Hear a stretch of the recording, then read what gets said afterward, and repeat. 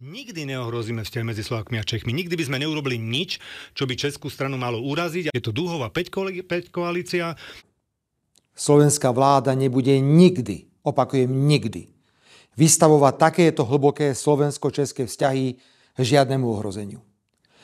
Berieme na vedomie, že česká vládna garnitúra sa ich rozhodla ohroziť len preto, lebo má záujem podporovať vojnu na Ukrajine, kým slovenská vláda otvorene hovorí o miery. Západ nemôže priznať, že stratégia využiť konflikt na Ukrajine na zničenie Ruskej federácie nefunguje. Krátko po začatí konfliktu bolo Ukrajincom znemožnené dosiahnuť mierovú dohodu s Rusmi, hoci boli veľmi blízko. A padlo rozhodnutie, že masívna podpora Ukrajiny, finančná aj vojenská, spojená so sankciami proti Rusku a falošným démonizovaním prezidenta Ruskej federácie Putina, dostane Rusko na kolená. Táto vojna začala už v roku 2014 vyčíňaním ukrajinských neonacistov. Má svoju podstatu aj v zavádzaní Ruska, že NATO sa nebude ďalej rozširovať na východ. Gegen die Behauptung, der Westen hätte ihn damals über den Tisch gezogen, insbesondere in der Frage der NATO-Osterweiterung. Heute fragt man mich, warum es nicht vertraglich fixiert wurde, dass die NATO sich nicht nach Osten ausdehnen darf. Dazu sollte man Folgendes berücksichtigen. Damals existierte die NATO und der Warschauer Pakt. Was sollte man da vertraglich fixieren? Die Frage stellte sich damals gar nicht.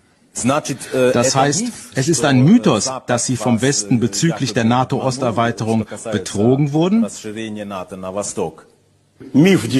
Ja, das ist tatsächlich ein Mythos. Povedal som v Moskve, že si taký dobrý chlapec, máš veľa kamarátov, taká slovenská mafia.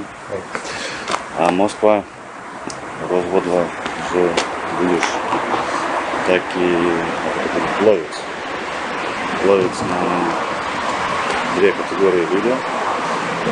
Prvá kategória takých krají s nami, ktorí milujú Rusko aj chcú spolupracovať s Ruskom, aj chcú peniaze, aj majú také tajné informácie.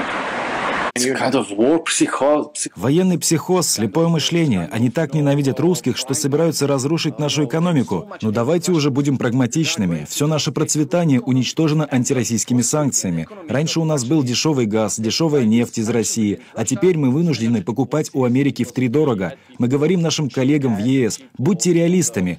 Вы не выиграете войну против России, это супердержава, с ней нужно договариваться.